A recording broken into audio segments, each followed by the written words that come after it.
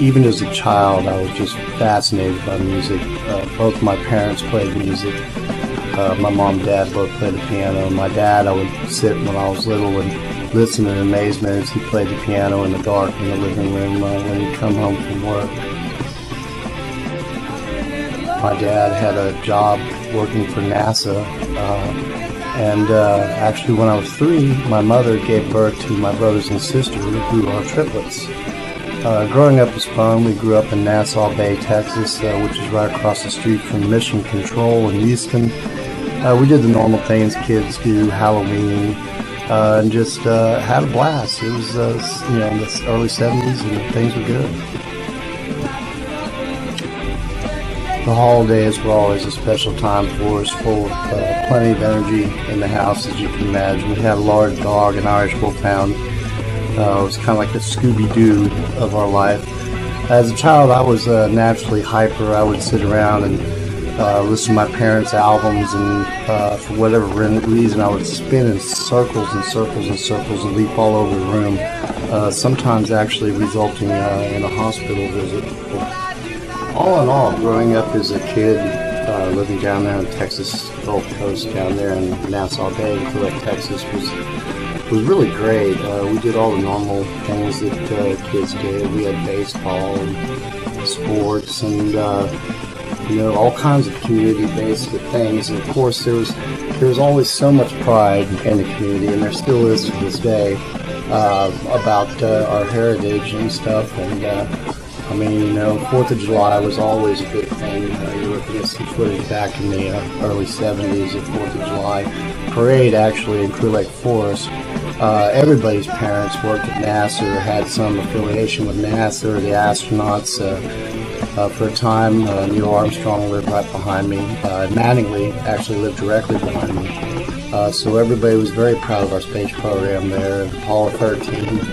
And of course, these days we have the shuttle, and that pride is still very deep today. I mean, our people are no stranger to space flight or the dangers of space flight, but looking back on it, I think it's all pretty cool. I mean, what did they do where you come from? Well, putting that on the moon. I love that. Towards the end of junior high and high school, I was really getting into band, and I met some older kids. John Candido, who used to wear a turban when he played bass, and myself, and through the smoky halls of Clear Lake High School back in the early 80s, we got together with another kid named Mark Key. We had a friend that was a local DJ in Dickinson on the radio that helped give us a push, and we formed our first band. And we had a gig at the Red Barn in Kemah, Texas. Don't look for it, it's no longer there. One thing about the area was it was partial to hurricanes and flooding. As kids, we used to play in the floodwaters, and after 2009, when the storm hit, I was pleasantly surprised to find both homes I grew up in still there.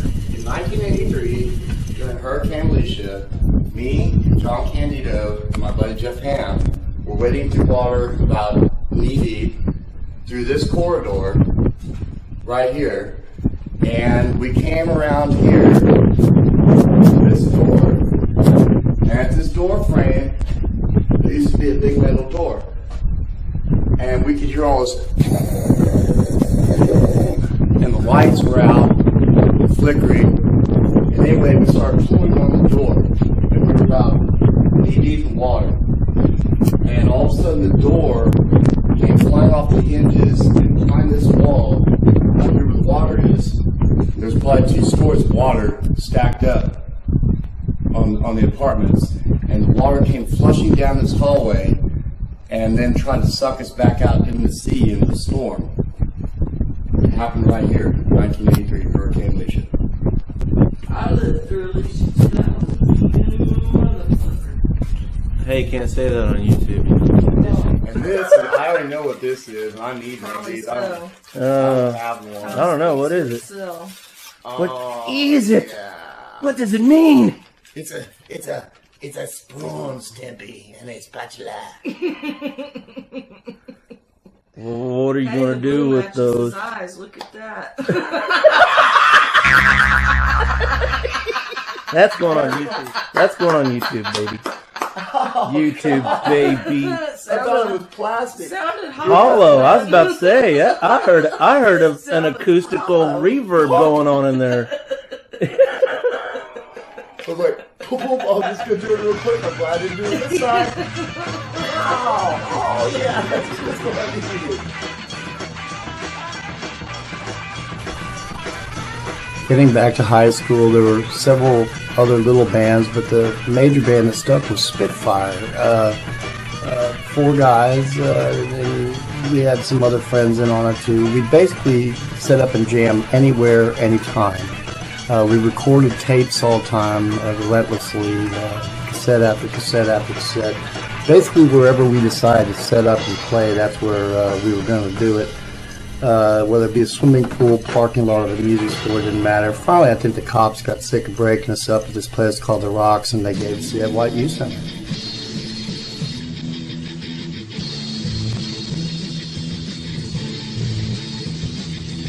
Friday night, March 22nd, 8 o'clock. Ed White Youth Center welcomes Spitfire. Free admission to this rock and roll extravaganza.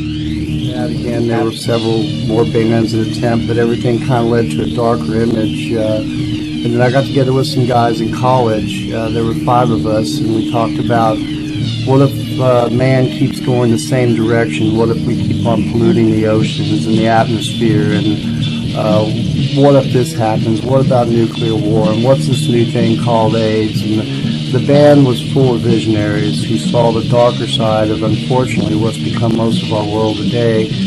We discussed things like global warming, talked about the bombing of Baghdad, which back then people said, y'all are crazy, Persia's our ally, why would the United States ever bomb Baghdad? We also spoke of things like children dying from ice, the smoke kind. People said, what are you guys talking about? We were talking about in the future, of course, there'd be some new drug called ice, which now is this. This band had the uncanny ability of predicting the future and how awful our future could be. The words our singer came up with, Lou Baker, were just incredible. Just discussed all kinds of things, and people still ask me today about that record. How did we know? Sorry, the truth, we really didn't. I'm sorry. At this time, I remember playing a lot of the larger clubs, and we were getting to open for some pretty big acts, and getting really noticed, mostly for our dark image at the time. But at this time, I thought to myself, wow, looks like I am headed somewhere. I'm not really sure where I'm going, but I'm going somewhere. Of course, I had no idea over the next 30 or 40 years all the adventures and things that we're going to be facing in the future. Looking back on it, I don't know where we came up with all the energy. I call it the fire, because we used to have a desire to play anywhere at any time. The older I get, that's not so much the case, but you know, I don't know about that. Here I am in the park with my bodyguard, PM, and you know, I enjoy still coming out to a strange place and playing under a tree and setting up and making people happy. The next band to come into my life was Power Rage, Power from God, Rage Against Drugs. We were a Christian band, and we were a bunch of addicts trying to stay off of drugs. But we were practicing in Francisco Studios right behind George R. Convention Center. And the youth had been taken over by a Pink Panther, Pink Lady, Pink Lady was everywhere. It affected everybody differently. It came in so many different forms. It was all over the place. It was all we could do just to stay off of it. Most of the band songs were about the battle against drugs and doing the right thing. Harold Sears, who was the leader of the band, was a great writer. He wrote a lot of good songs. We had a feature player in this band. We actually had James Mathis from Point Blank here in Texas fame, and combined with a younger member, Mike Hendricks. The age span of this band was massive. All of us were different ages, ranging from 18 to 56, and somehow we all got along, and we all managed to do our thing, and we had a really good time in this band. It's some of the best years I've ever had, especially the Headbangers Ballroom. See them 10 years later, they even played Mapfest down in Worcester. In the end, I was happy to say Powerade won their battle with sobriety, and they're some of the straightest guys I know today. On several occasions, some brand new stuff. Y'all hear it here first. Brand new Southside. It's called Hammer Down.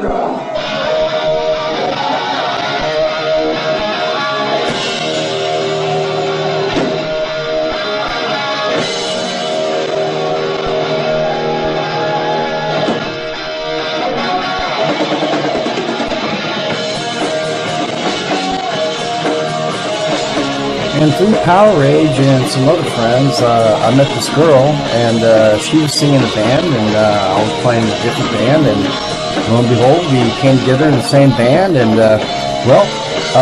what do you do when that happens? What do you do when you're the drummer in the band, and you have a beautiful girl as the lead singer in the band? Well, of course you marry the girl.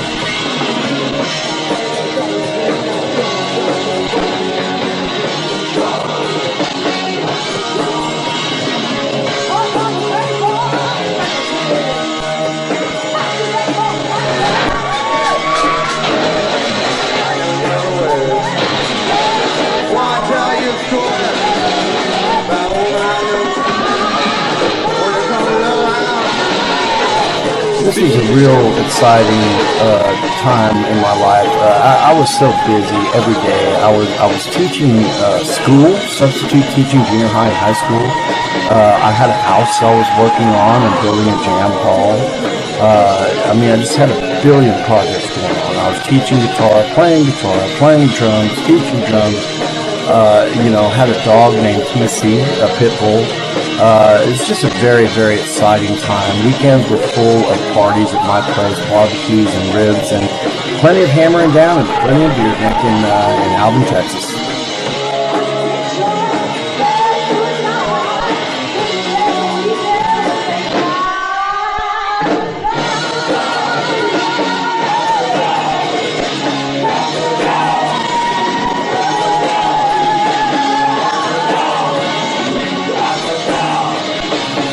People in Alvin, Texas are very, very sweet, and I lived there for 10 years and went to college there, and in a lot of ways I will always consider Alvin another home.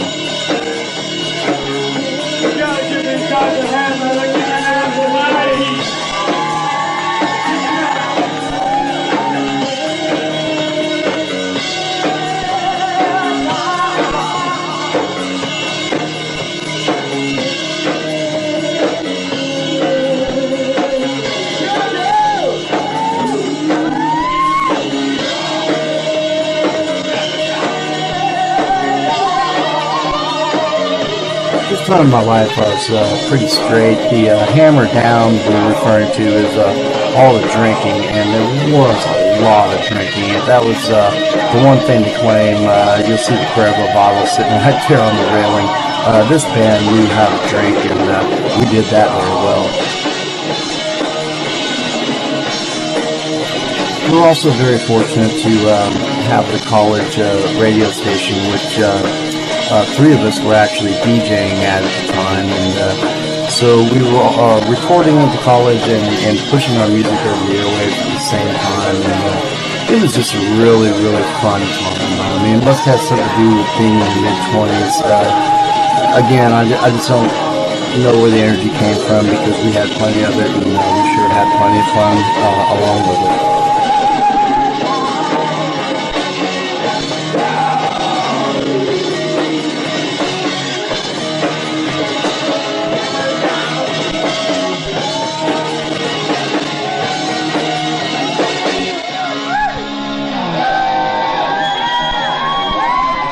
Something like this.